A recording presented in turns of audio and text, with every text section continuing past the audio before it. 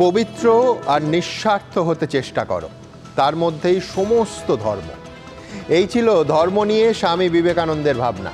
কিন্তু আজকাল যেভাবে ধর্মকে হাতিয়ার করে একে অন্যের বিরুদ্ধে কাদা ছোঁড়া হয়, তাতে যাই হোক পবিত্র আর নিঃস্বার্থ বলা যায় না। আজ বিধানসভার ভেতরে এবং বাইরে বেনজির তুলকালামের একটা বড় অংশ জুড়ে রইল সেই ধর্ম, আর সেই নিয়েই আমাদের প্রথম প্রশ্ন। হিন্দু মুসলমান থেকে সরস্বতী পুজো, জগন্নাথ তারাপীঠ থেকে মুসলিম লীগ, পরস্পরকে আক্রমণ শানাতে মুখ্যমন্ত্রী ও বিরোধী দলনেতার বক্তব্যে ঘুরে ফিরে এলো ধর্মীয় শব্দবন্ধ।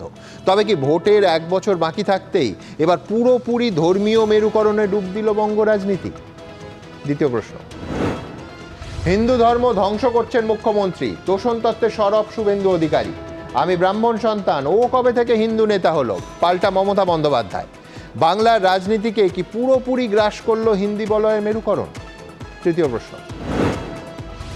তৃণমূল সরকারের সঙ্গে জঙ্গি যোগের অভিযোগ শুভেন্দুর, বিরোধী দলনেতার বিরুদ্ধে নালিশ জানিয়ে প্রধানমন্ত্রীকে চিঠি দিচ্ছেন মুখ্যমন্ত্রী। হুমকি দিয়েছেন মুখ্যমন্ত্রী, পাল্টা স্বরাষ্ট্রমন্ত্রকে নালিশ জানাচ্ছেন শুভেন্দু অধিকারী। শেষমেশ কোথায় গিয়ে থামবে এই সংঘাত? চতুর্থ প্রশ্ন।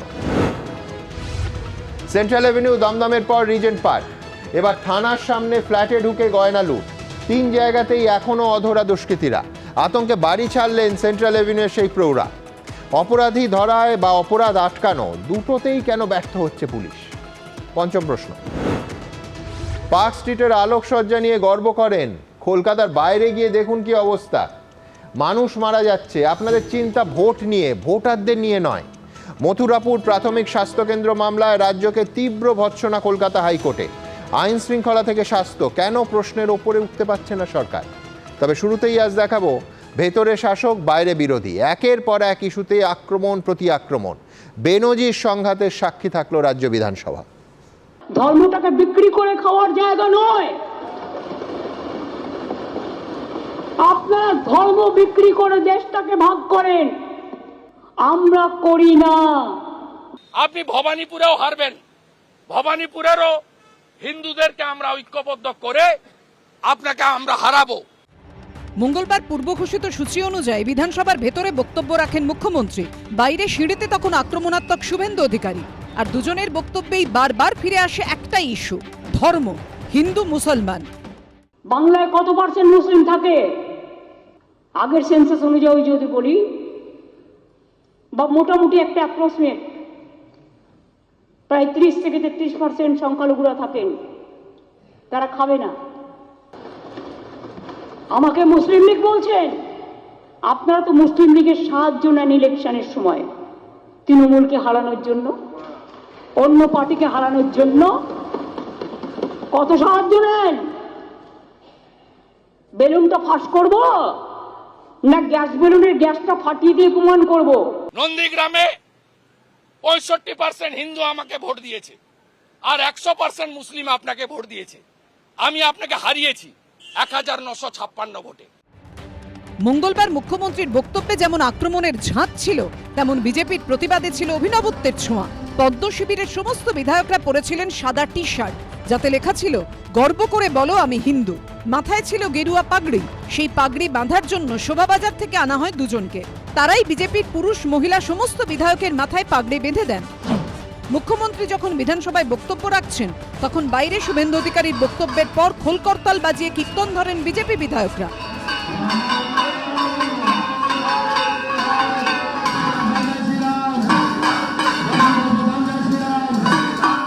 কেন হাইকোর্টে যেতে হয় সরস্বতী পুজোর জন্য, আর হিন্দুদের জন্য, হিন্দু দেবদেবীর সম্মানের জন্য বলতে গিয়ে আমাকে আমার 3 কলিগকে সাসপেন্ড করেছে। আমি গর্বিত, আমি হিন্দু।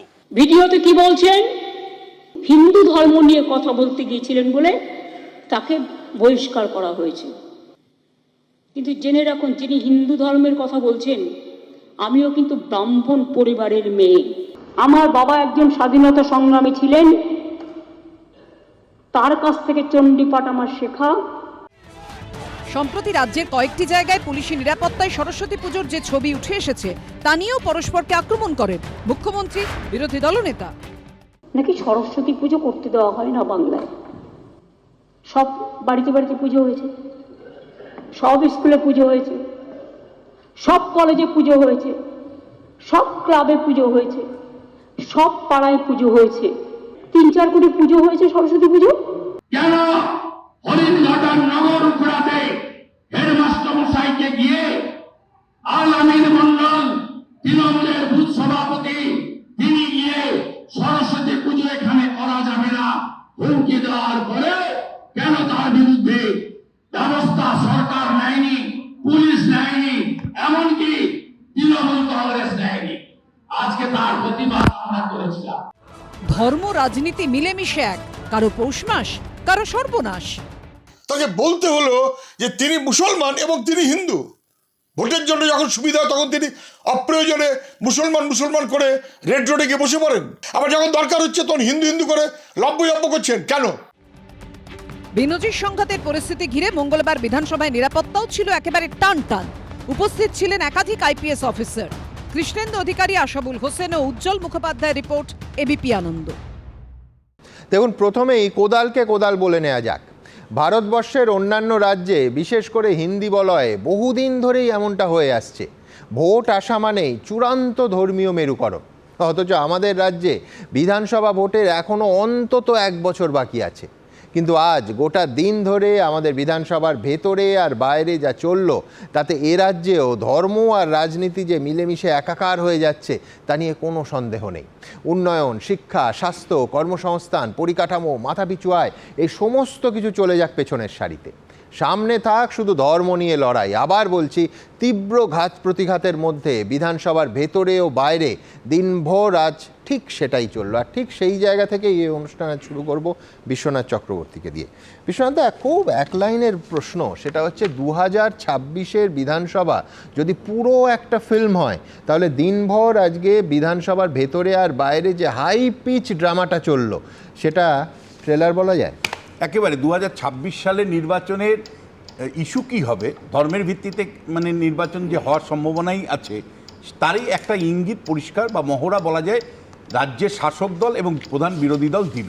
অর্থাৎ শেষ পর্যন্ত কর্মসংস্থান গুরুত্বপূর্ণ নয়, লক্ষ্মীর ভাণ্ডার গুরুত্বপূর্ণ নয়, বা বেকারত্ব গুরুত্বপূর্ণ নয়।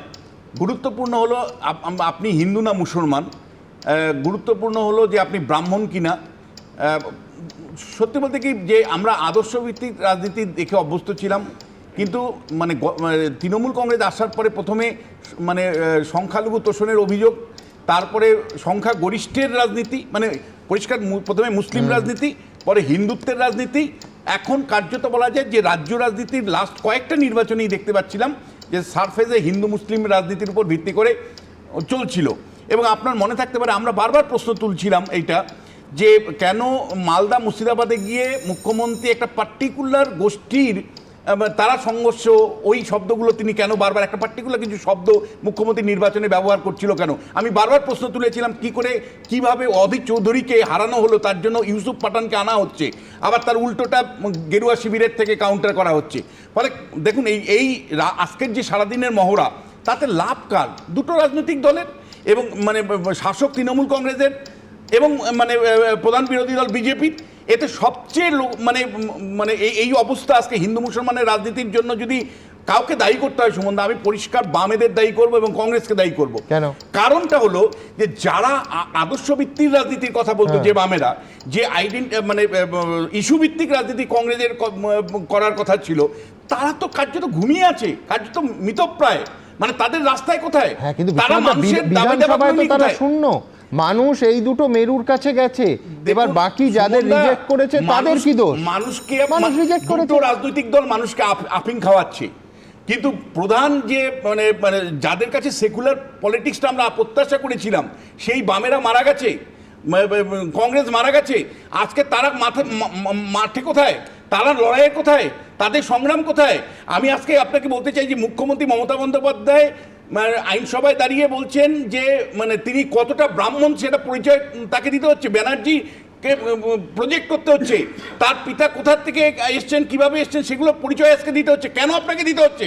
তার কারণটা হলো যে আপনি যে রাজনীতিটা করেছেন সেই রাজনীতির মধ্যে কোনো একটা গাফিলতি ছিল আইডেন্টিটি, কারণ আপনি ওই 34% সংখ্যালঘু ভোটটাকে নিশ্চিত করবার জন্য দিনের পর দিন যে অভিযোগটা উঠছে তোষণের রাজনীতি আপনি করেছেন।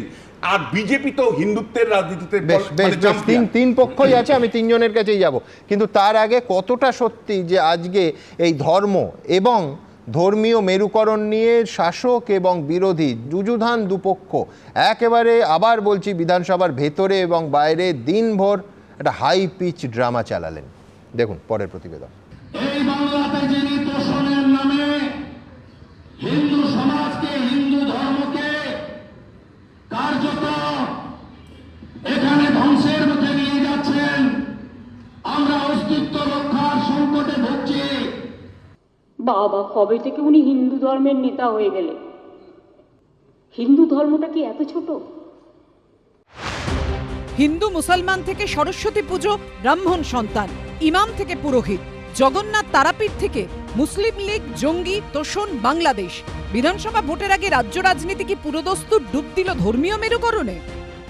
তারাপীঠের মন্দির ভোগগড় থেকে শুরু করে, তারাপীঠ ডেভেলপমেন্ট কমিটি থেকে শুরু করে,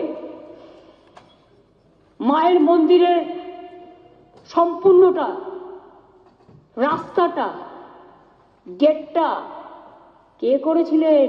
আপনারা? এটা আমরা করেছিলাম। ইনি পুরোহিতদের ভাতা দেন না, ইমাম মুয়াজ্জেম ভাতা দেন। দেশজুড়ে হিন্দু মুসলমানের রাজনীতি এখন আর রাগঢাক রেখে হয় না, সবটাই খুল্লাম খুল্লা। পশ্চিমবঙ্গও কি সেই পথেই হাঁটতে চলেছে? যিনি হিন্দু ধর্মের কথা বলছেন, আমিও কিন্তু ব্রাহ্মণ পরিবারের মেয়ে। আপনাকে আজকে বলছি, আপনি কথায় কথায় পিতৃদেবতাকে আক্রমণ করে বলেন, আমি বলতে চাই না কথাটা। আপনি আজকে ছাপাই দিয়েছেন ব্রাহ্মণ বাড়ির সন্তান ব্যানার্জি নাম। আপনি কত বড় হিন্দু, কত বড় রাষ্ট্রবাদী। আপনি মুসলিম নয়, আপনি মুসলিম লীগ নয়, আপনি তোষণ করেন না, আপনি মৌলবাদ করেন না, আপনি এসব আপনি চেষ্টা করেছেন। বিধানসভার ভেতরে মুখ্যমন্ত্রী, বাইরে বিরোধী দলনেতা, পুরোদস্তুর লড়াই ধর্মের রাজনীতি নিয়ে। এত যে অশ্লীল কথা বলছেন একটা ধর্মের নামে, এত কুৎসা করছেন, একটা অপপ্রচার করছেন, একদিন তারা যদি একটা আন্দোলনের ডাক দেয়, আপনি নিজেকে সামলে রাখতে পারবেন তো? জঙ্গিদের দ্বারা আমি আক্রান্ত হতে পারি। আজকে মমতা ব্যানার্জি কার্যত এই থ্রেট, আজকে উনি থ্রেট করেছেন। আমি সেন্ট্রাল গভর্নমেন্টের হোম মিনিস্ট্রিতে এর বিরুদ্ধে ব্যবস্থা নেওয়ার জন্য বলবো, যেহেতু আমার প্রোটেকশন কলকাতা হাইকোর্ট দিয়েছে। আমার শরীরে, আমার জামায়, আমার কেশাগ্রতে যদি স্পর্শ পড়ে, তার জন্য দায়ী থাকবেন বাংলার পুলিশ মন্ত্রী মমতা বন্দ্যোপাধ্যায়। বিজেপি তৃণমূলের লড়াইয়ের জেরে ধর্মীয় মেরুকরণ যত জোরালো হবে, সিপিএম কংগ্রেসের রাজনীতির জায়গা ততই সংকুচিত হওয়ার সম্ভাবনা। আমরা বাংলাকে এক অন্ধকার যুগের মধ্যে ঠেলে দিচ্ছি। আমরা আগে গর্ব করে বলতাম দিল্লিতে এসে যে পশ্চিমবঙ্গের রাজ্যের আমি একজন প্রতিনিধি। সেই বাংলা যেখানটাই ধর্ম নিয়ে রাজনীতি হয় না, জাত নিয়ে রাজনীতি হয় না, একথা আমি বলতাম আগে ভারতবর্ষের পার্লামেন্টে এসে। আজ বলতে পারছি না। সেখানটায় আজ মমতা ব্যানার্জি মোদির থেকে, দিদি মোদির থেকে বড় হিন্দু প্রমাণ করার প্রতিযোগিতা নেমেছে। হিন্দু ধর্ম ধুয়ে ধুয়ে আর মুসলমান ধর্ম ধুয়ে ধুয়ে মানুষ জল খাবে? কে হিন্দু আর কে তার চাইতে বড় হিন্দু? অসভ্য, অপদার্থ, অযোগ্য তারা পশ্চিমবঙ্গ বিধানসভাটাকে কলুষিত করছে। নেতাজি একদা তার অত্যন্ত ঘনিষ্ঠ এক অনুগামীকে বলেছিলেন, আমাদের আন্দোলনের ভিত্তি হলো জাতীয়তাবাদ, এর চরিত্র রাজনৈতিক, এর সঙ্গে কখনো ধর্মকে মিশিয়ে ফেলবে না। ধর্মের নামে যদি একতার চেষ্টা করো, তবে ধর্মের নামে বিভেদ ডেকে আনাও হবে সহজ। নেতাজির সেই বাংলাতেই এখন ধর্ম আর রাজনীতি মিলেমিশে একাকার। উজ্জ্বল মুখোপাধ্যায়, আশাবুল হোসেন ও কৃষ্ণেন্দু অধিকারীর রিপোর্ট, এবিপি আনন্দ। আমি অর্ণবের কাছে যাব। অর্ণব, কোথাও কি মনে হচ্ছে যে রাজ্যের পলিটিক্যাল ন্যারেটিভটা ক্রমশ আমাদের চোখের সামনে পাল্টে যাচ্ছে? মানে তৃণমূলের ইউএসপি ছিল লক্ষ্মীর ভাণ্ডার, স্বাস্থ্যসাথী, কন্যাশ্রী, মূল স্লোগান ছিল উন্নয়ন। আজকে বিশ্বনাথ দা ওয়াজ রাইট যে মমতা বন্দ্যোপাধ্যায়কে বিধানসভায় বলতে হলো আমি ব্রাহ্মণ পরিবারের মেয়ে, বাবার কাছ থেকে চণ্ডীপাঠ শিখেছি। আশঙ্কা হচ্ছে যে তৃণমূল কংগ্রেস বিজেপির ট্র্যাপে পড়ে যাচ্ছে না তো? না, মানে হিন্দুত্বের রাজনীতিকে কিন্তু নরম হিন্দুত্ব দিয়ে কমব্যাট করা যায় না, কেউ পারেনি, একদমই তাই। কংগ্রেস পারেনি, আপ পারেনি, একদমই ইতিহাস তাই। সাক্ষী। আমি বিশ্বনাথদার কথার জাস্ট ধরে সূত্র ধরেই বলছি যে উনি শাসক বিরোধী বললেন, হ্যাঁ, এটা উল্টো হওয়া উচিত, বিরোধী বা শাসক। অর্থাৎ এই ন্যারেটিভটাকে সামনে নিয়ে এসেছে কে? সামনে নিয়ে এসেছে বিজেপি, এবং আপ্রাণ চেষ্টা করছে যে পুরো জিনিসটাকে সাম্প্রদায়িক মেরুকরণের রাজনীতিতে নিয়ে এসে মূল ভোক্তা বা মূল যে রাজনৈতিক এখানকার যে মেরুকরণের জায়গাটা, ওটাকে নিয়ে আসা ধর্মের অর্ণব, রাজনীতিতে সেটা নিয়ে তো আসা। মারাত্মক। অর্থাৎ কোন দিকে রাজনীতি তার এগোবে আমি- সেটা নির্ধারণ করে দিচ্ছে বিরোধী না, বিজেপি। কোন জায়গা থেকে করছে? একটা তৃণমূল ছোট্ট সেই উদাহরণ ট্র্যাপে পা দিচ্ছি, একটা দিচ্ছে। ছোট্ট উদাহরণ। যে দুদিন ধরে আজকে আমরা যে সমস্ত ঘটনা দেখছি, বিধানসভা যেভাবে দেখছি ঘটনা একটার পর একটা, উনি যে মোশনের মধ্যে যে কথাটা বলে উনি বহিষ্কৃত হয়েছেন, সরস্বতী পুজো নিয়ে কথা বলেছেন, সম্পূর্ণ মিথ্যে কথা বলেছেন। 2 কোটি থেকে 3 কোটি সরস্বতী পুজো হয় গড়ে পশ্চিমবাংলায়, এই 2025 সালেও হয়েছে। তার মধ্যে কয়েকটা জায়গায় যেখানে যেখানে এই ধরনের ঘটনা ঘটেছে, তার মধ্যে একটা ঘটনা, এটা সংবাদ মাধ্যমে এসেছে, আপনারাও দেখিয়েছেন, সেটা হচ্ছে বর্ধমানে সরস্বতী মূর্তি ভাঙতে গিয়ে গ্রেপ্তার হয়েছে বিজেপির পঞ্চায়েত সদস্য প্রসেনজিৎ ঘোষ এবং তার সঙ্গে আরও বেশ কয়েকজন লোকজন। সুতরাং এখানে সরস্বতী পুজো করতে দেওয়া হয় না, এই ডাহা মিথ্যেটাকে এস্টাবলিশ করতে গিয়ে সেখানে কোনো একটি ঘটনা, সেই কোনো একটি ঘটনার সঙ্গে ঘটনাচক্রে একজন মুসলমান ছাত্র বা প্রাক্তন ছাত্র সে জড়িয়েছিল, তাকে কেন্দ্র করে একটা সাম্প্রদায়িক ন্যারেটিভ কে তৈরি করতে যাচ্ছে? আমি সব বুঝলাম, কিন্তু তার জন্য শুভেন্দু অধিকারী সহ 4 জনকে 30 দিনের জন্য সাসপেনশনের সিদ্ধান্ত। গণতান্ত্রিক সাসপেনশন, দেখুন আগে এই স্পিরিটটাকে- ঘটনাটার পশ্চিমবঙ্গের রাজনীতিতে এই ঘটনাটার অভিঘাত কতটা হতে পারে, হ্যাঁ। সেটা যদি উনি সত্যি সত্যি সচেতন হতেন শুভেন্দু অধিকারী, তাহলে শুভেন্দু অধিকারী এইভাবে কথা বলতেন না। কিন্তু উনি বলার সুযোগ পেয়ে গেলেন যে দেখুন বিরোধী শূন্য করার জন্য বিরোধী দলনেতাকে 30 জনের জন্য সাসপেন্ড করে। মাননীয় স্পিকারের সিদ্ধান্ত, কিছু বলার নেই, কিন্তু আমি বলছি আমি এই কথাটা শুভেন্দু বাবু এই কথা বলার তো সুযোগ পেলেন। যে ইস্যুটা তুললেন সেটা তো সম্পূর্ণ মিথ্যের ভিত্তিতে তৈরি করা একটা ন্যারেটিভ, যে ন্যারেটিভটা ওরা খাওয়াচ্ছেন। তার সঙ্গে সঙ্গে আর একটা কথা বলবো, সেটা হচ্ছে বিশ্বনাথ দা বললেন যে কেউ আচ্ছা, নেই। গণতন্ত্রে আমি ধরে নিচ্ছি কেউ অসত্য বলছেন, তাকে যুক্তি দিয়ে ওই বিধানসভার ফ্লোরে একদমই তাই, অসত্যটা প্রমাণ করে দিন যে ওটা অসত্য, সত্য নয়। আপনি একটা প্রেক্ষিতে তার উত্তরটা দেখলেন, মুখ্যমন্ত্রী তার একটা উত্তর দিয়েছেন।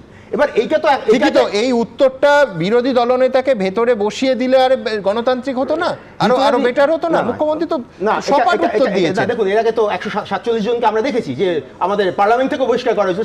কি ইস্যুতে করা হয়েছিল? সেই সময় একটা স্মোক বম, আপনি খেয়াল করবেন যখন একদম কালকে এই অনুষ্ঠানে আমি একটা সেগমেন্ট করেছি যে 146 জনকে একদিনে সাসপেন্ড করা হয়েছে। কোনোটাই কিন্তু সেখানে প্রশ্নটা উঠেছিল যে সাংসদদের এবং সংসদের নিরাপত্তা, সেই নিরাপত্তা নিয়ে প্রশ্ন তুলেছিলেন, এবং ওম বিড়লা যখন ওদেরকে বহিষ্কার করে দিচ্ছেন, সেখানের প্রেক্ষিত আর কালকের এখানকার প্রেক্ষিত দুটো কিন্তু এক নয়। আর আমি একটু উত্তর দিয়ে নিই এই বিশ্বনাথদার কথার, একটা জাস্ট উত্তর দিয়ে নিই। সেটা হচ্ছে 2016 সাল। 2016 সালে বিজেপির ভোট কত ছিল? ভোট ছিল হচ্ছে 10.7%। বাম এবং কংগ্রেসের যৌথ ভোট ছিল হচ্ছে প্রায় 38%। তারপর কি ঘটলো 19 সালে, যে এইরকম শিফটিংটা হলো, একেবারে ম্যান্ডেট দিয়ে হোক অথবা অবচেতনে থাকা এই যে প্রচন্ড ক্রোধ যে তৃণমূল কংগ্রেসকে হারাও, সেটা কোথাও অবচেতনে কাজ করেছে কিনা, যে বাম ভোট শিফট করলো হচ্ছে বিজেপিতে। এটা কেন শিফট করলো এর অনেক সমাজতাত্ত্বিক ব্যাখ্যা হতে পারে, রাজনৈতিক ব্যাখ্যা হতে পারে, কিন্তু এই শিফটিংটা আপনি শুধু এই শিফটিংটা আপনি শুধু ধর্ম দিয়ে ব্যাখ্যা করতে পারবেন। এবার ঠিক, এটা শুধু ধর্ম দিয়ে ব্যাখ্যা করতে পারবেন। শোনো, এবার আমি বলছি যে যেই মুহূর্তে মালদা, মুর্শিদাবাদ, উত্তর দিনাজপুর কংগ্রেসের হাতে থাকলো 11 সালের পরেও, ফলে কংগ্রেসের থেকে ওই সংখ্যালঘু ভোটারদেরকে ছিনিয়ে নেবার জন্য মমতা বন্দ্যোপাধ্যায় ইমাম ভাতা চালু করলো, মুয়াজ্জিন ভাতা চালু করলো, একের পর এক আইডেন্টিটির প্রশ্নটাকে সামনে আনলো। এবং আজকে দুর্ভাগ্য হলেও সত্যিই যে শুভেন্দু অধিকারীর নেতৃত্বেই সেটা হয়েছিল, মমতা বন্দ্যোপাধ্যায় অন্যতম সৈনিক হিসাবে। দ্বিতীয় যেটা, 16 সালে যেই মুহূর্তে বামের একটা চ্যালেঞ্জের আনলো, 5 বছরের মধ্যে চ্যালেঞ্জে আনলো, সেই মুহূর্তে মমতা বন্দ্যোপাধ্যায় নিজের ভাষায় আমি বলছি, কোট আনকোট, যে বিজেপিকে 4 ফ্রন্টে এনে খেলবো। বিজেপিকে 4 ফ্রন্টে আনা মানে হলো পরিষ্কার আইডেন্টিটি পলিটিক্সের উপর ভিত্তি করে আমি সংখ্যালঘু ভোটটাকে নিশ্চিত করব, আমার 35% দিয়ে আমি শুরু করব। এবং উনি যখন নির্বাচনী প্রচারগুলোতে যান, তখন পরিষ্কার সংখ্যালঘু এলাকাগুলোতে যে বক্তৃতা করেন, উনি বলছেন এর থেকে বড় কথা, আপনি একটা তথ্য ভুলে যাচ্ছেন, হয়তো বা মনে রাখছেন না, 2014 সালে বিজেপির উত্থান, এবং বিজেপির উত্থানের সঙ্গে সঙ্গে গোটা ভারত জুড়ে যে হিন্দুত্বের narrative, যে সাম্প্রদায়িক হিন্দুত্বের narrative আমি শঙ্করের কাছে আলাদা করে আসবো। আমি বলছি এটাই তো বিজ্ঞান, এটাই তো সমাজ বিজ্ঞান, যে এক্স্যাক্টলি, মানে আমি বলছি অর্ণব কিন্তু ঠিক কথা বলছে। আমি বলছি মেরুকরণের রাজনীতির সব থেকে বড় সত্য হচ্ছে যে একটি মেরু যদি শক্তিশালী হয়, একটি ঝোঁক যদি শক্তিশালী হয়, ঠিক তার বিপরীত মেরু এবং বিপরীত ঝোঁকটি শক্তিশালী হবে। এটাই বিজ্ঞান। আমি শঙ্কর ঘোষের কাছে আসবো। একদম পরিষ্কার বিরোধী দলনেতা বলেছেন, গতকাল বলেছেন, অন ক্যামেরা বলেছেন, এই সরকার মুসলিম লীগ 2 এর সরকার, এই সরকার মোল্লাদের সরকার, এই সরকার আনসারুল্লাহ বাংলার সরকার, এই সরকারের মুখ্যমন্ত্রী মুসলিম তোষণকারী, এই সরকার হিন্দু বিরোধী সরকার।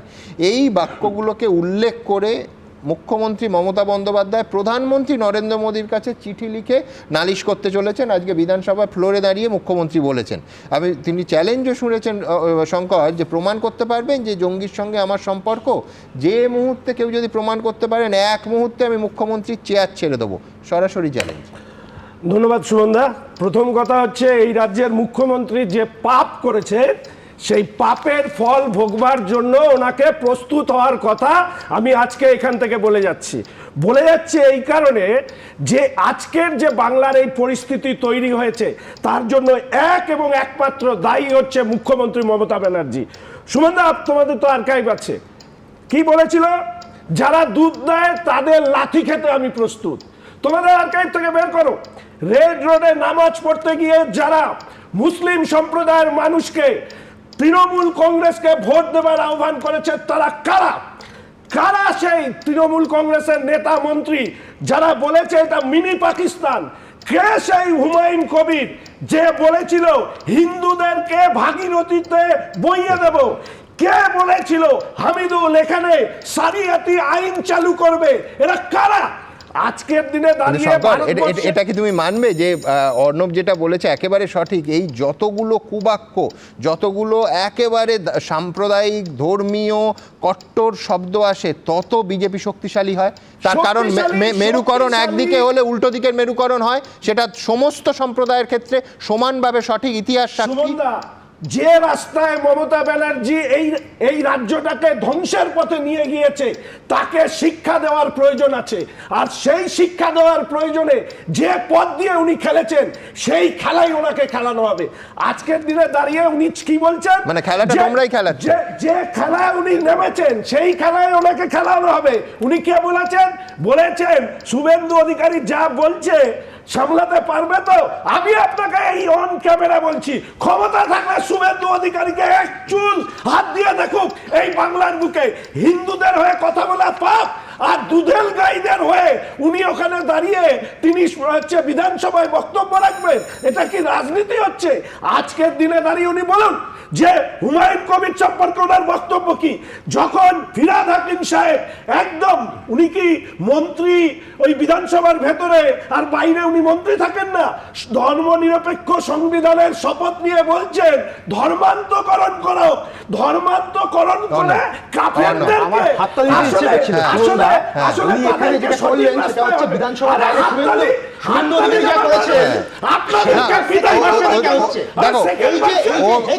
বিধায়ক এবং সারাদিন বিধানসভা ছিল, যার ফলে সেই উত্তেজনাটাও স্টুডিওতে সঞ্চারিত হয়েছে।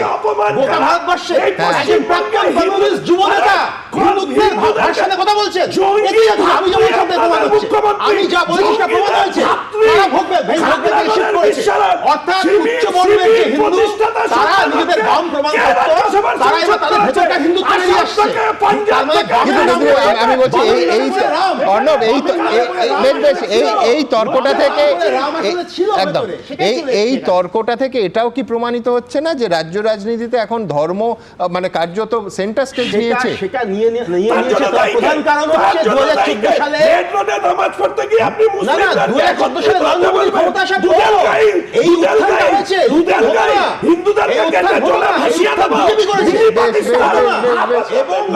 এই যতগুলো কোটেশন শুনলেন তার সাম্প্রতিকতম কয়েকটা উদাহরণ আমার পরের প্রতিবেদনে আপনাদের কাছে রাখবো, এবং পাশাপাশি তথ্যের খাতিরে বলবো যে বিরোধী দলনেতা বলেছেন তিনি ইনসিকিউর বোধ করছেন এবং এটা তার কাছে হুমকি মনে হয়েছে।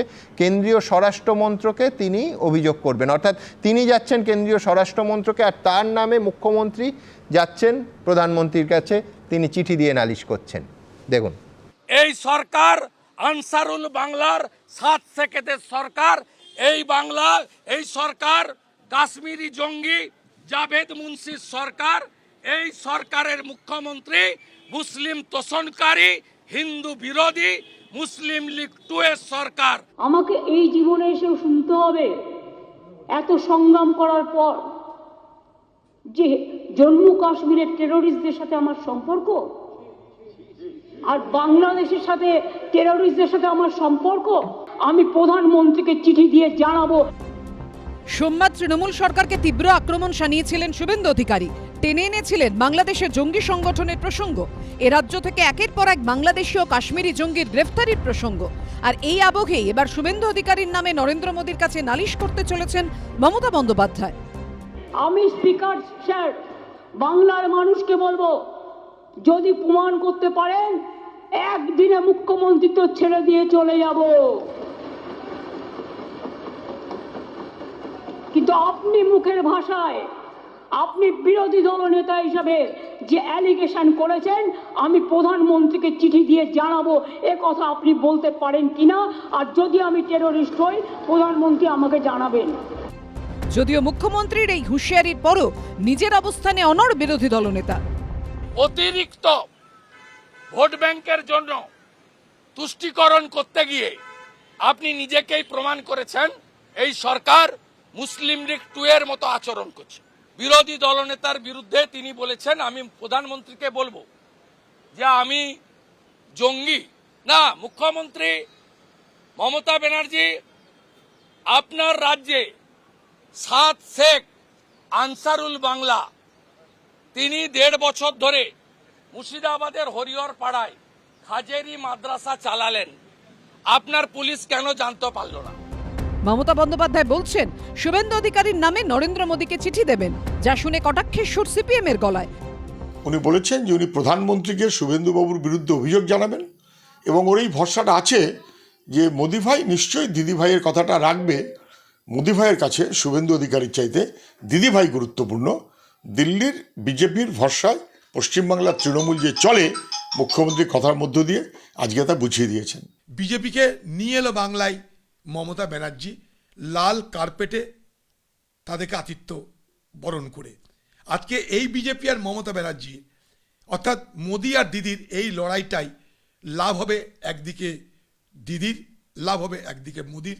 এই সমীকরণে এই রাজনীতিটা হচ্ছে। তৃণমূল বিজেপির রাজনৈতিক লড়াইয়ের সৌজন্যে এবার বঙ্গ রাজনীতিতে চলে এলো মুসলিম লীগও।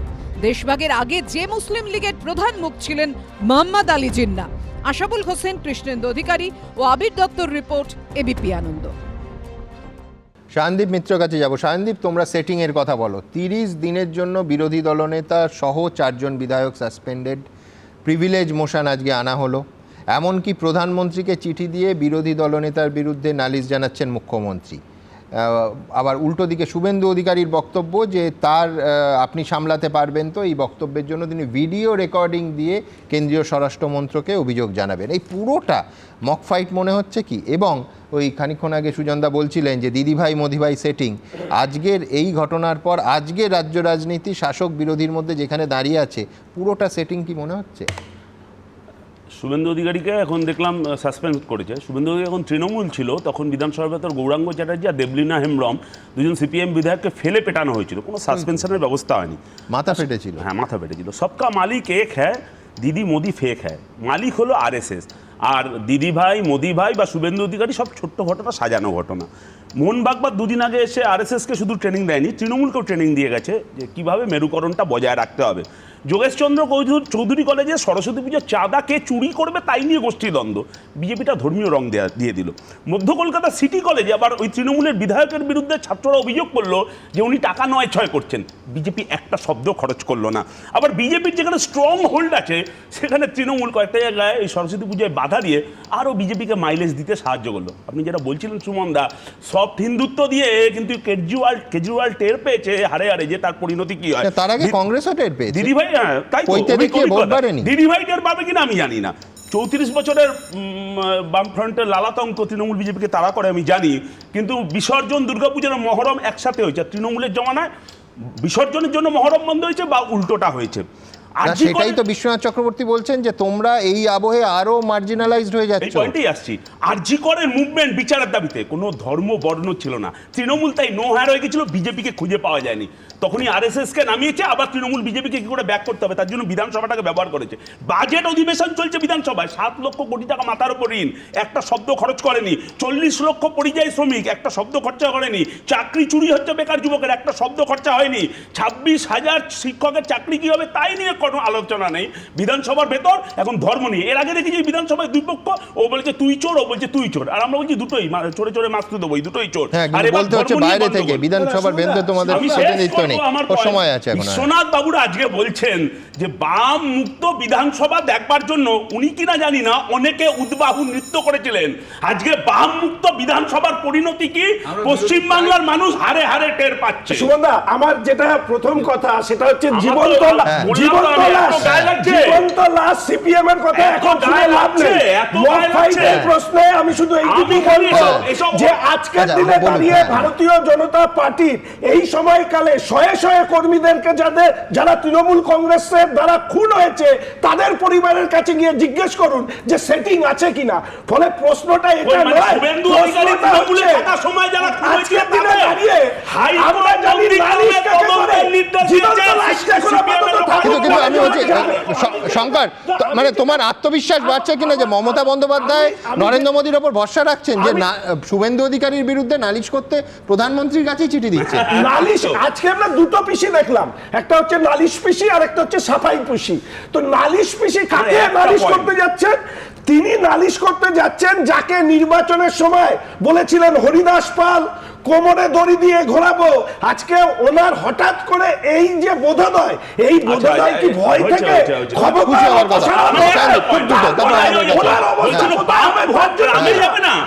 যদি ওই বিজেপিকে সামনে ফ্রন্টে এনে লড়াই করে বলেছে, আর 2014 সালে বিজেপির ভোটের কেন বসে থাকে? আমি বলছি 2014 সালে বিজেপির ভোটের পার্সেন্টেজ ছিল 17, আর 2016 সালে সেটা 10% নেমে গেল। তৃণমূল হেরে যাচ্ছিল কংগ্রেসের বামজোটের কাছে। কিভাবে ভোটটা সিট করেছে সেই তথ্য কিন্তু আমি বলছি 2 থেকে এই দলটা 86 হয়েছিল। যাই হোক, আমি অতটা ইতিহাসে যাব না, আমি তার আগে রবীন্দ্রনাথ বাবুর কাছে যাব। রবীন্দ্রনাথ বাবু, কোথাও কি এই রাজ্যে শঙ্করের ডেসিবেল শুধু গুণে আমি বলছি না, মানে সাধারণত শান্ত সুভদ্র, গলার আওয়াজ পাওয়া যায় না, গলা উচ্চগ্রামে ওঠে না, সেই শঙ্কর বোঝা যাচ্ছে যে বিধানসভা থেকে সরাসরি এসছে। এটা আমরা সবাই বুঝতে পারছি। কিন্তু আমি বলছি ভেরি সিরিয়াস নোট, যে কোথাও কি রাজ্য বিজেপি একেবারে হার্ড লাইন নিতে চলেছে? তার কারণ 2024-এ বিজেপি নতুন করে স্লোগানটা কিছুটা মডিফাই করলো, আপনাদের মনে থাকবে, সবকা সাথ সবকা বিকাশ। সেই স্লোগান থেকে সবকা সাথ সবকা বিকাশ সবকা বিশ্বাস। তো সেই বিশ্বাসের যে জায়গাটা সরাসরি কিন্তু গোটা দেশের মধ্যে একমাত্র প্রকাশ্যে চ্যালেঞ্জ করলেন, প্রকাশ্যে শুভেন্দু অধিকারী। 2024-এর 17 জুলাই শুভেন্দু অধিকারী কি বললেন সবকা সাথ সবকা বিকাশ বন্ধ করো, সংখ্যালঘু মোর্চার প্রয়োজন নেই। কি বলেছিলেন দেখাবো। আমিও বলেছি রাষ্ট্রবাদী মুসলিম, আপনারাও বলেছেন সবকা সাথ সবকা বিকাশ। আর বলবো না, বলবো जो हमारे साथ हम उनका साथ, सबका साथ सबका विकास बंद करो, नो नीड সংখ্যালঘু মোর্চা। রবীন্দ্রনাথ পরিষ্কারভাবে এই লাইন কিন্তু শুভেন্দু অধিকারী নিজে এবং রাজ্য বিজেপির অধিকাংশ নেতা নেত্রী ফলো করছেন অক্ষরে অক্ষরে। কেন বলছি? 100টা উদাহরণ দিতে পারি। গতকালই শুভেন্দু অধিকারীরা বলেছেন, আজকেও বলেছেন যে আমরা হিন্দুদের ভোটে জিতে বিধায়ক হয়েছি। অর্থাৎ রাজ্য বিজেপি এই রাজ্যে কি হিন্দুত্বের হার্ডলাইনার? এখন হার্ডলাইনার হওয়াতে তো তারা এগোচ্ছেন। আপনি দেখুন আজকে মুখ্যমন্ত্রীর বক্তব্যগুলো খুব ভালো করে অ্যানালাইজ করে দেখবেন, এতখানি রক্ষণাত্মক আমি কখনো দেখিনি। উনি সবটাই ডিফেন্সিভ। উনি বলছেন আমি ব্রাহ্মণ সন্তান, নিজেকে হিন্দু, নিজেকে ব্রাহ্মণ হিসেবে প্রমাণ করবার চেষ্টা করছেন। উনি বারবারই বলছেন আমার সঙ্গে কি জঙ্গির যোগ আছে, তাহলে আমি প্রমাণ করলে আমি ছেড়ে দেবো। অর্থাৎ প্রত্যেকটা জায়গাতে উনি নিজেকে ডিফেন্সে নিয়ে গেছেন, যেটা তৃণমূলের মানে মমতা বন্দ্যোপাধ্যায়ের মতো মুখ্যমন্ত্রী যার এত ক্যারিজমা, যিনি এত ডেভেলপমেন্টের উপর কথা বলেন, তার এটা হওয়ার কথা ছিল না, কিন্তু তাকে আজকে এই জায়গায় নিয়ে এসেছে। আমি বড় তত্ত্বে যাব না, কিন্তু বেনেডিক্ট অ্যান্ডারসন বলে আমাদের একজন রাষ্ট্রবিজ্ঞানের স্কলার, তিনি একটা কথা বলেছিলেন, ইমাজিন কমিউনিটি, নেশন হচ্ছে ইমাজিন কমিউনিটি। আর এই ইমাজিনেশনের যে ক্রাইটেরিয়াগুলো হয় তার মধ্যে মূল ক্রাইটেরিয়া, মানে অনেক ক্রাইটেরিয়া আমি বলতে পারি, ভাষার কথা সবাই আমরা বলি, কিন্তু একটা ক্রাইটেরিয়া কিন্তু ধর্ম যেভাবে মানুষের মধ্যে ঢোকে, ডেভেলপমেন্ট কখনো সেভাবে ঢোকে না। এই জায়গার থেকে দাঁড়িয়ে বিজেপির কিন্তু এই গোটা লাইনটা হার্ড লাইন হচ্ছে, এবং সেটা শুধু এখানে নয়, আপনি উত্তরপ্রদেশে দেখুন, গোটা এই যে প্রয়াগকে যেভাবে বিজেপি তুলে ধরছে, আজকে শুধু উত্তরপ্রদেশের জন্য নয়, গোটা মানে পশ্চিমবঙ্গের ইলেকশনের ক্ষেত্রে প্রয়াগের যে পূর্ণকুম্ভ 144 বছর পরের এই যে বলা, বারবার করে বলা, অনেক ইয়ে সত্ত্বেও আমি বলে নিই, তারপর বলবে এইগুলো কিন্তু কাজ দিচ্ছে। আপনি দেখুন এটার ফলে কি হয়েছে। হিন্দুত্ব ইডিওলজি 1989 থেকে পালামপুর রেজলিউশনে বিজেপি নিয়ে এসেছিল, তারপরে ছিল, কিন্তু বিজেপি কখনো কখনো একবার হিন্দুত্ব, স্ট্রং হিন্দুত্ব নিচ্ছে, সফট হিন্দুত্ব নিচ্ছে। কিন্তু এই রাজ্যের আবহাওয়াটা অনেকটা আলাদা ছিল, মানে সেটা সায়নদীপদের 30 বছর 3 দশকের বেশি সময় ধরে ধর্ম আফিংনেশন বলার কারণে হোক, বা শঙ্করদের পূর্বাশ্রমে, আমি জানি না, আবহাওয়াটা কিন্তু পাল্টাচ্ছে। সেই জায়গাতে আসতে চাইছি,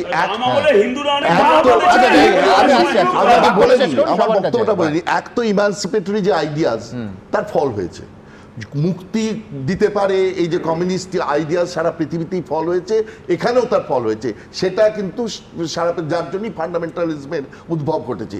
কিন্তু এই উদ্ভবটা আপনি দেখুন ভালো করে, 2011-তে 4%, 2016-তে 14%, 2019-এ 40%, 2% কমেছে। ডিফারেন্স হয়ে গিয়ে দাঁড়িয়েছে 45 থেকে 50 মানে লক্ষ ভোটের। এই যে 7-8% ভোট, মমতা বন্দ্যোপাধ্যায় কিন্তু আমার দেখে মনে হচ্ছে উনি এই হিন্দু সাইকির যে জাগরণ ঘটছে, এটা দেখে একটা আশঙ্কিত হচ্ছেন, তার মধ্যে একটা আশঙ্কা এসছে যাতে এটা কনসলিডেট। স্যার আমি শুধু একটা কথা, একটা মিনিট স্যার, আপনি হিন্দু জাগরণ, আমি শুধু একটা সাধারণ কথা বলি। আপনি মদন মিত্র সাহেবের কথা জানেন তো? হ্যাঁ, একজন বিধায়ক, প্রাক্তন মন্ত্রী বলছে এই রাজ্যের মন্ত্রিসভায় 10 কোটি 20 কোটি টাকার বিনিময়ে মন্ত্রী হওয়া যায়, আর সেই মন্ত্রী পরিষদের যিনি নেতা তিনি হচ্ছেন মুখ্যমন্ত্রী। সেই মুখ্যমন্ত্রীর প্রতি আপনার ঘেন্না তৈরি হবে কি হবে না? একজন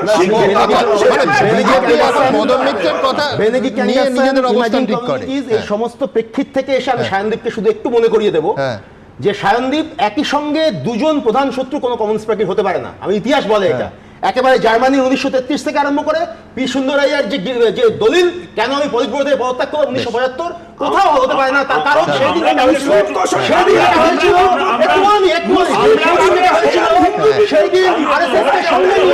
আরএসএস কে সঙ্গে নিয়ে কমিউনিস্ট পার্টি ইংল্যান্ডের বিরুদ্ধে গিয়েছিল, যেটা ভুল, এবং এতটা ভুল কেউ শুনতে পারে না। একদম যেটা হচ্ছে যে আমি শুধু একটু 2014 থেকে সেই ভোটটা কমে গেল 2016 ইলেকশনে, কারণ ওই কংগ্রেস বাম যখন তৃণমূলকে একটা ধাক্কা জায়গায় এসেছিল, আরএসএস গোটা ভোটটা শিফট করিয়ে তৃণমূলকে জিততে সাহায্য করেছে। কিন্তু এক সেকেন্ড থামালাম আমি, আমার শুধু একটা কৌতূহল থাকলো, সেটা হচ্ছে শঙ্করের মদন মিত্রের কথা মনে পড়েছে, কোনো অসুবিধা নেই, কিন্তু আমি বলছি পাশাপাশি তথাগত রায়ের কামিনী কাঞ্চনও কি মনে পড়েছে আমরা জানি না। কিন্তু যাই হোক, আমার পরের প্রতিবেদনটা একেবারে ফ্যাকচুয়াল, সেটা হচ্ছে বিধানসভায় 4 জনের সাসপেনশন তো ছিলই 30 দিনের জন্য। আজকে শুভেন্দু অধিকারীর বিরুদ্ধে প্রিভিলেজ মোশন আনলো সরকার পক্ষ। আমি দ্রুত একবার প্রতিবেদনটা দেখাবো, তারপর আবার আলোচনায় আসবো। ওরা হিন্দু আস্থা, হিন্দু দেবদেবীর সম্মান এবং হিন্দুত্বের যে আওয়াজ, এটাকে ভয় পেয়েছে। ये डर मुझे अच्छा लग रहा है। মুখ্যমন্ত্রীকে শ্রদ্ধা করে যদি কিছু বলেন, তারা কাছে প্রিভিলেজ করার অধিকার আমার আছে, প্রিভিলেজ হয়েছে। সোমবার বিরোধী দলনেতা সহ বিজেপির 4 বিধায়ককে সাসপেন্ড করা হয়েছিল, আর মঙ্গলবার ঘৃণা ভাষণ দেওয়ার অভিযোগে শুভেন্দু অধিকারীর বিরুদ্ধে প্রিভিলেজ মোশন আনলো সরকার পক্ষ। আমরা গর্বিত, হিন্দুদের জন্য বলতে গিয়ে সাসপেন্ড করেছে। যেহেতু বিধানসভা থেকে আমাকে অবৈধভাবে সাসপেন্ড করা হয়েছে, হিন্দুদের জন্য বলার জন্য, বাগদেবীর জন্য বলার জন্য, এই সরকার মোল্লাদের সরকার, এই সরকার মুসলমানদের সরকার। আজকে আমাদের সরকারের পক্ষ থেকে একটা প্রিভিলেজ মোশন আনা হয়েছিল, সেটা নিয়ে আলোচনা হয়েছে এবং প্রিভিলেজে আমি সেটা এক্সামিন করে দেখেছি। There is a strong prima facie case. আমি প্রিভিলেজ কমিটিতে পাঠিয়ে দিয়েছি। উনি কি কথা বলছেন ওখানে দাঁড়িয়ে যে মোল্লাতন্ত্র? আমি তো বুঝতেই পারি না সব কথা। বিধানসভার সদস্য হিসেবে বিধানসভা সংক্রান্ত ব্যাপার নিয়ে যদি বিভাগের কাজকর্ম নিয়ে যে বাইরে সমালোচনা করেন, বিধানসভাও জানে সেইভাবে কিভাবে তাকে ট্রিট করতে হবে। নিজের অবস্থানে অনড় থেকে শাসক দলকে পাল্টা আক্রমণ করেছেন শুভেন্দু অধিকারী। 4 বার সাসপেন্ড করেছে, 8 মাস, আর 1 মাস নিলে 9 মাস হয়ে যাবে। আর এখন অবধি 5টা প্রিভিলেজ এনেছে। এই ধরনের নিত্যকর্ম যেমন হয়, এটা হচ্ছে একটা ওয়ান টাইপ অফ নিত্যকর্ম তৃণমূলের। আর ওদের ভিতরের বক্তব্যের ভাষা আমি শুনেছি, ওরা ভয় পেয়েছে। বিধানসভার পরবর্তী অধিবেশনে শুভেন্দু অধিকারীর বিরুদ্ধে রিপোর্ট দিতে পারে প্রিভিলেজ কমিটি। আশাবুল হোসেন, উজ্জ্বল মুখোপাধ্যায়, কৃষ্ণেন্দু অধিকারী, এবিপি আনন্দ। আমি অনিলদার কাছে যাব। অনিলদা, এই রাজনৈতিক টানাপোড়েনের একেবারে একটা ব্যবহারিক এবং প্রত্যেক মানুষের জীবনের সঙ্গে যুক্ত দিক আছে, সেটা হচ্ছে আইন শৃঙ্খলা। সাম্প্রদায়িক টানাপোড়েন হলে সাম্প্রদায়িক ভারসাম্য চলে যাওয়ার একটা সম্ভাবনা তৈরি হয়, একটা বিপদ তৈরি হয়। সেই বিপদে আইন শৃঙ্খলা পরিস্থিতির অবনতি হয়। আমার আশঙ্কাটা খুব পরিষ্কার। এখনও আমি বলছি, 1 বছর নির্ধারিত সময় ভোট হলে 1 বছরেরও বেশি সময় বাকি। এখন থেকে যদি হিন্দু মুসলমান এবং এই আবহটা এরকম উত্তেজনাপূর্ণ হয়ে যায় স্টুডিওর বাইরেও, হ্যাঁ, তাহলে কিন্তু সাম্প্রদায়িক টানাপোড়েনে এ রাজ্যে শান্তি বিঘ্নিত হবে না তো? সব থেকে বড় ভয় এখানে। অবশ্যই হবে। তার কারণ দেখুন, অনেকে বলে ধর্ম যার যার, ধর্মের সঙ্গে রাজনীতি মেশাবেন না, অনেক নীতি কথা বলে। কিন্তু আমাদের সবারই অভিজ্ঞতা আছে যে হিন্দিভাষী এলাকায় হিন্দিভাষী ক্যান্ডিডেট দেওয়া, মুসলিম অধ্যুষিত এলাকায় মুসলিম ক্যান্ডিডেট দেওয়া, এইগুলো কিন্তু প্রচ্ছন্ন রাজনীতি করে জেতার জন্য করতো। তখন এই নীতিভীতি বাইরে। যাই হোক, কিন্তু এত প্রকট ছিল না রাজনীতিতে ধর্মীয় মেরুকরণ, যেটা 2011-র পরে হয়েছে। যে এই প্রথম হচ্ছে ইমাম ভাতা, মুয়াজ্জেম ভাতা, that was the cause of polarisation. একটা পোলারাইজেশন হলো। তারপরে কি হলো, মহামান্য আদালত যখন বললো না ধর্মের ভিত্তিতে হবে না, তখন ঘুরিয়ে এইভাবে ভাতনাকে ঘুরিয়ে এইভাবে খাওয়ালো। ওয়াকফ একে দিচ্ছে, তারা টাকা দিচ্ছে, টাকাটা কিন্তু আমার আপনার। সেইটাকে শুভেন্দু অধিকারীর আজকে বক্তব্য, যে আজকে মুখ্যমন্ত্রী বলেছেন, এক্স্যাক্টলি শুভেন্দু যা বলেছেন সেটা অবশ্য বলেননি। যেটা বলেছেন সেটা হচ্ছে এই যে এত অশ্লীল কথা বলছেন, একটা ধর্মের নামে এত কুৎসা করছেন, অপপ্রচার করছেন, তারা যদি একটা আন্দোলনের ডাক দেয়, আপনি নিজেকে সামলে রাখতে পারবেন তো? এইটা তো উনি পারেন, উনি ইনস্টিগেট করাটা ব্যাপারটা আছে। 2-3টে ইনস্ট্যান্সও আছে। 2021-এর এই লাস্ট ইলেকশনের আগে, বিধানসভা নির্বাচনের আগে পূর্ব মেদিনীপুর থেকে উনি বললেন প্যারামিলিটারি যদি যায় আটকে রাখবেন, মেয়েরা হাতে খন্তা যা নিয়ে করবেন আটকে রাখবেন, বাকিরা ভোট করবেন। তার ঠিক একদিন পরে শীতলকুচিতে কি হলো, ঠিক ওই জিনিস হলো। প্যারামিলিটারি গাল কেটে দিল, বুথটা ভাঙচুর করছে, 15 থেকে 65 সব বছর বল ভাঙছে, ওরে গুলি চালানো, 4 জন মারা গেল।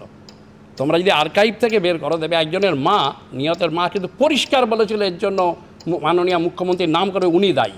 তারপরে কথোপকথন সেগুলো সবাই জানে। তারপরে কে ছি নিয়ে উনি যে বললেন, সেখানে সবাই দেখা গেল ক্যা করতে আরম্ভ করলেন। তার 2 দিন পরে 300 কোটি টাকা রেলের সম্পত্তি পোড়ানো হয়ে গেল, স্টেট বাসও পুড়েছে।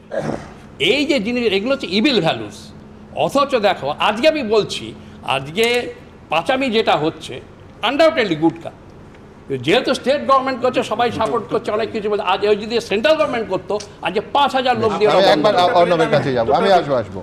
একদমই নয়। আমি যেটা প্রথমেই যেটা বলবো, যে আসলে একটা প্রচ্ছন্ন ইসলামোফোবিয়া রয়েছে। সেই প্রচ্ছন্ন ইসলামোফোবিয়া কোথাও কাজ করছে, সেটা ছিল বলেই এত সহজে, এত স্বচ্ছন্দে এই যে মানে বামের ভোটটা রামে চলে গেল, এটা ভেতরে ভেতরে ওই জিনিসটা কাজ করছিল।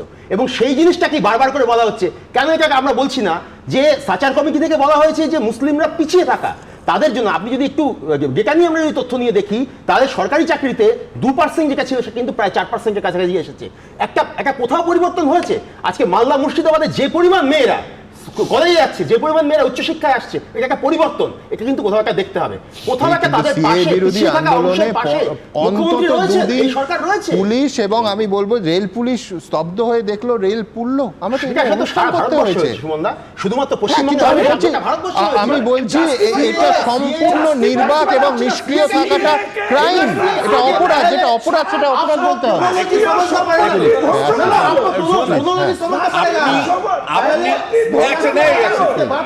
আপনি প্রশ্ন করেছিলেন যে এই ধরনের কম্পিটিটিভ কমিউনাল পলিটিক্সের সরাসরি ল অ্যান্ড অর্ডারে প্রভাব পড়ে কিনা।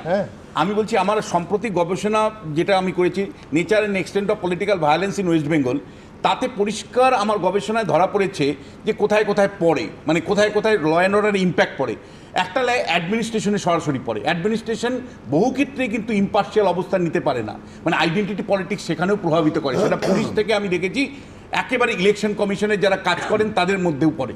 ফলে এক তো হলো সরাসরি প্রশাসনের মধ্যেই আইডেন্টিটি পলিটিক্সের প্রভাব পড়ে এবং প্রশাসন নিরপেক্ষভাবে কাজ করতে পারে না, এক। দ্বিতীয় যেটা, আপনি যদি মানে আমার কাছে একদম কমপ্লিট ডেটা আছে যে কিভাবে কম্পিটিটিভ কমিউনালিজমের ফলে পলিটিক্যাল ভায়োলেন্সের শিকার হচ্ছে রাজনৈতিক দলের কর্মী সমর্থকরা, এবং আইডেন্টিটি পলিটিক্স এমন একটা পর্যায়ে যায় যে 2021-এর নির্বাচনের পরে যে পোস্ট ইলেকশনের যে ভায়োলেন্স হয়েছিল, 35 জন সরাসরি 5 দিনে মারা গেছিল, যেটা ন্যাশনাল ইলেকশন কমিশন কার্যত রেকর্ড করেছিল এবং এই হাইকোর্ট সিবিআই তদন্ত করবার নির্দেশ দিয়েছিল। আমি আপনাকে বলছি যে সেখানে আইডেন্টিটি পলিটিক্স পরিষ্কার ইম্প্যাক্ট ছিল। এবং আমি ফাইনালি যেই কথাটা আপনাকে বলতে চাইছি যে বহু ক্ষেত্রেই আইডেন্টিটি পলিটিক্স এমনভাবে ভোটকেও অতিরিক্ত বাড়ায় যে যেই জায়গাতে বিজেপি ক্যান্ডিডেট দিতে পারে না, বুথ রক্ষা করতে পারে না, সেখানে মানে 100% ভোট নিশ্চিত করে এই হেরে যাবে তোমাদের। স্যার একটি কথা বললেন, আইডেন্টিটি পলিটিক্স, সরকারি সম্পত্তি, কোন তন্ত্র সরকারি সম্পত্তিকে এরকম ভাবে নির্বিচারে ধ্বংস করেছে। আমি ইতিহাসের একটা টুকরো কথা বলতে চাই, একটা মানসিকতা। মনে আছে নালন্দা বিশ্ববিদ্যালয়কে কারা পুড়িয়েছিল 1200 খ্রিস্টাব্দে? আবার সেই আজকে পশ্চিমবঙ্গের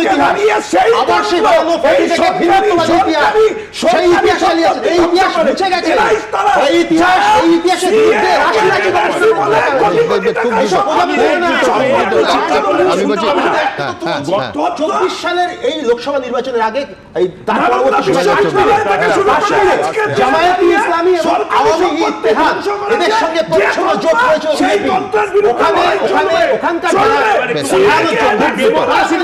বিধানসভায় প্রথম বললাম শুভেন্দু অধিকারী যখন তৃণমূলে, তখন যখন সন্দেশখালী নিয়ে নিরাপত্তা সরকার বক্তৃতা করতো, মাইক বন্ধ করে দেওয়া হতো। 34 আইডেন্টিটি পলিটিক্সের কথা বলছেন মমতা ব্যানার্জি, 34টা ভোট তৈরি করেছে শুধুমাত্র আইডেন্টিটিকে উস্কানোর জন্য, বিজেপিকে সাহায্য করার জন্য। বাজেটে কোনো বরাদ্দ তাদের জন্য নেই। আর আমি বলছি যে সিএ নিয়ে এই যে ডিসকাউন্ট, অথচ সিএ নিয়ে লোকসভা থেকে ওয়াক আউটে শুধু বলার একটাই, সেটা হচ্ছে বারবার গণতান্ত্রিক স্পিরিটের কথা হচ্ছে। কালকে বহুক্ষণ ধরে আমরা এই অনুষ্ঠানে আলোচনা করেছি। আমার বক্তব্য 2011 সালে 30শে মে মাননীয় স্পিকার বিমান বন্দ্যোপাধ্যায়কে মমতা বন্দ্যোপাধ্যায় একটা অনুরোধ করেন। আমার মনে আছে সন্ধ্যেবেলা আমরা আলোচনায় তার বক্তব্য, তার স্পিরিটের ভূয়সী প্রশংসা করেছিলাম। কি বলেছিলেন মমতা বন্দ্যোপাধ্যায় ওই 2011 সালের 30শে মে? দেখাবেন। বিরোধী দল তাদেরও গুরুত্ব দেওয়ার ব্যাপারটা গণতন্ত্রের কাঠামোকে সবচেয়ে বেশি শক্তিশালী করবে। আমি এটা নিশ্চয়ই বলবো, গুরুত্বই বিধানসভায় বিরোধী দলকে বেশি দেবেন, আমাদের প্রয়োজন হলে কম দেবেন। অর্ণব, আমি বলছি পরিষ্কার বলছেন যে বিরোধী দল তাদেরও গুরুত্ব দেওয়ার ব্যাপারটা গণতান্ত্রিক কাঠামোকে সব থেকে বেশি শক্তিশালী করবে। আমি নিশ্চয়ই এটাও বলবো যে গুরুত্ব বিধানসভা বিরোধী দলকেই বেশি দেবেন, আমাদের প্রয়োজন হলে কম দেবেন। আমি সেই দিন বলেছিলাম যে এই স্পিরিটটা গণতন্ত্রের স্পিরিট। আজকে দুটো প্রশ্ন করতে হয় যে এই স্পিরিটটা আদৌ এখনও 2025-এ আছে কি না, মানে আমি বিধানসভায় বলছি না, তার বাইরেও। এবং সব থেকে বড় কথা যে এর ভগ্নাংশ 2026-এ থাকবে তো। এবং ভেবো না এই প্রশ্ন শুধু শাসক তৃণমূলকে করছি, শাসক বিরোধী সমস্ত বিরোধী দলকে যদি মুখ্যমন্ত্রী রাখেন, সেই স্পিরিটটা রক্ষা করার দায় একই সঙ্গে বিরোধী দল নেতা এবং বিরোধী দলের পক্ষে।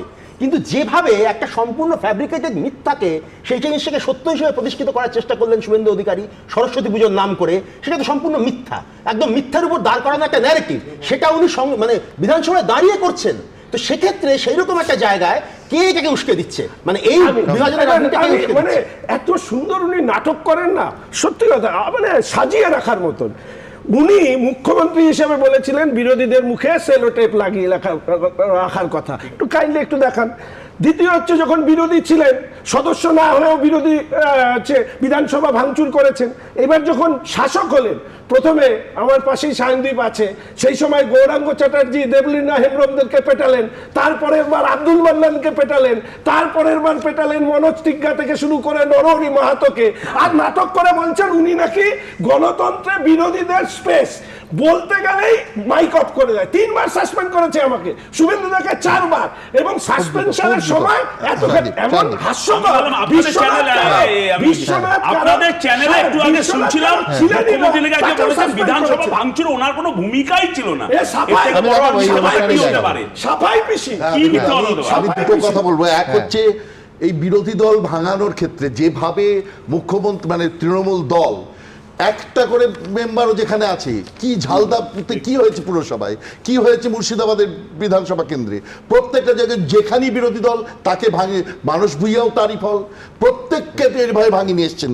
দ্বিতীয় একটা কথা সায়নদীপ বারবার করে বলছে যে বাম ভোট, ভোট কারো কেনার নয়, ভোটার কারো কেনার নয়, বাম ভোট ইয়ের কথা, যে অত্যাচার করেছে মানে তৃণমূল, যে অত্যাচার করেছে বাম দলের উপরে, তাদের কাছে আমি বড় বড় নেতার কাছে আমি জাস্ট আপনাকে এটা বলছি, ভোট কারো কেনা নয়, ভোটার কারো কেনা নয়, সব ঠিক আছে, কিন্তু একটা জিনিস মাথায় রাখবেন, 34 বছর এখানে একটা বামপন্থী সরকার ছিল, সেই বামপন্থী সরকার একটা হেজিমনি তো থাকবে মানুষের মধ্যে, মানুষের মধ্যে একটা হেজিমনি থাকবে। কি হলো এটা? নেতৃত্ব, এই যে আমার পাশে বামপন্থী, তিনি আজকে যে ভাষায় কথা বলছে, যে ল্যাঙ্গুয়েজে কথা বলছে, আমি ইতিহাস থেকে আবার বর্তমানে ফিরি এবং বর্তমানে ফিরে দেখাবো আপনারা কি বলছেন। আপনারা জানেন আমাদের ভেরিফাইড এক্স অ্যাকাউন্ট সঙ্গে সুমন@IAM সুমন দে। প্রচুর মন্তব্য, দ্রুত একটা মন্তব্য নিয়ে নেব। শর্মিষ্ঠা দত্ত তিনি লিখছেন, ধর্ম আর দান খয়রাতি এই নিয়েই বর্তমান রাজনীতি। সুভাষ ঘোষাচার্য লিখছেন, ধর্মের ভিত্তিতেই যাতে 26-এর নির্বাচন হয়, মমতা শুভেন্দু তার রিহার্সাল শুরু করলেন। দীপ বন্দ্যোপাধ্যায় লিখছেন, ধর্ম নিয়ে লড়াইয়ে উন্নয়ন পেছনের সারিতে চলে যাচ্ছে। সপ্তর্ষি দাস লিখছেন, তৃণমূল বিজেপির ধর্মযুদ্ধে বাম কংগ্রেস আরও বিপন্ন হয়ে পড়বে। বিভাস মজুমদার লিখছেন, শিক্ষা, স্বাস্থ্য, চাকরি সব রসাতলে, ভরসা এখন শুধুই ধর্ম।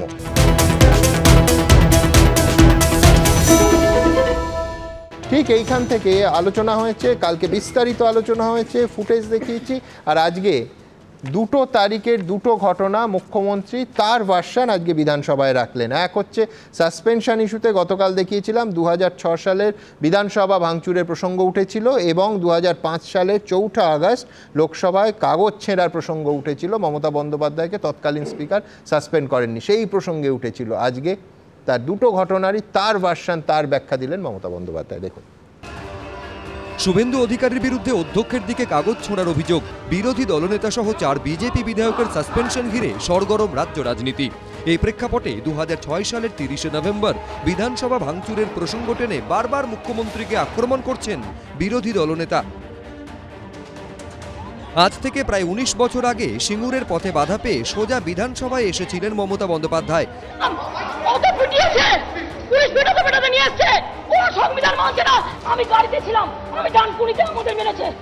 তার উপস্থিতিতেই লবিতে ভাঙচুর চালাতে দেখা যায় তৃণমূলের বেশ কয়েকজন বিধায়ককে।